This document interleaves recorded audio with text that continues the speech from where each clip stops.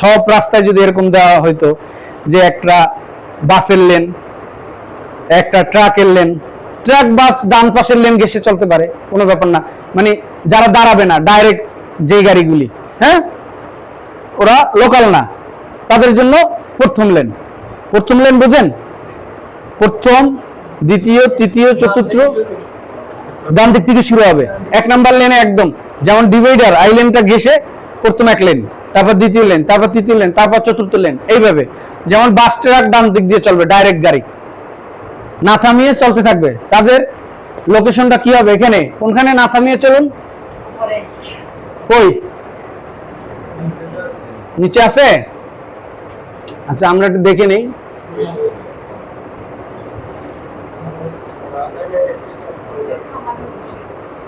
কই সেটা? কই এটা? থামানো নিষেধ। দেখছেন, এটা কিন্তু বাধ্যতামূলক, না বোচক, তাই না? এখানে দেওয়া আছে না বোচক বাধ্যতামূলক চিহ্ন বলে। তাইলে গোল আকৃতির ভিতরে, রিং এর ভিতরে, গোল চিহ্নের ভিতরে সবুজ দিয়ে আবার ক্রস দিয়ে দিয়েছে, থামানো নিষেধ। এখন যদি আমাদের 1 নাম্বার লেনে ট্রাক অথবা বাস চলতে থাকে, 4টা লেনের জন্য 4টা সাইনবোর্ড। এটা কিন্তু আমরা লং ড্রাইভে যারা যাই তারা কিন্তু দেখতে পারবেন, প্রত্যেকটা মোড়ের আগে বড় করে সাইনবোর্ড দেওয়া, থামানো নিষেধ, মানে সিলেট, ঢাকা, হবিগঞ্জ, এদিকে এক একটা লেখা আছে না, তারপর তীর চিহ্ন দেওয়া আছে না। তার মানে আমরা বুঝতে পারি সামনে যে চক্কর আছে, বামে গেলে সিলেট অথবা ডানে গেলে সিলেট, এইভাবে লোকেশন দেওয়া আছে না।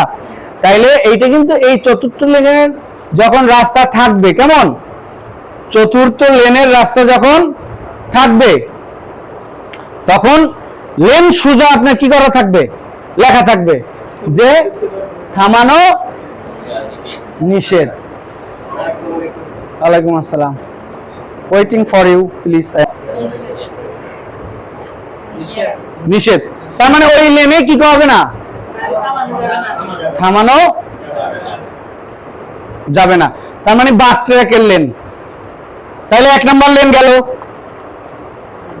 তারপর দ্বিতীয় লেনে যদি শুধু কার চলবে, পাজারো, মাইক্রোবাস, হ্যাঁ, প্রাইভেট ইত্যাদি, যে এই লেভেলের যেগুলো আছে, হ্যাঁ, কারের লেন, কারের জন্য নির্ধারিত লেন, থামানো নিষেধ। তারপর 3 নাম্বারটা যদি দেওয়া থাকে, কি করা থাকে? লোকাল গাড়ি, সিএনজি ইত্যাদি ইত্যাদি যা যা আছে। তারপরটা যদি রিক্সা দেওয়া থাকে, বাইসাইকেল দেওয়া থাকে, ঠেলা গাড়ি প্রবেশ অনুমোদন থাকলে ঠেলা গাড়ি চলবে না, ওই রাস্তায় উঠবে না। এইভাবে যদি দেওয়া হয় তাহলে তো আমরা কি হয়ে গেলাম?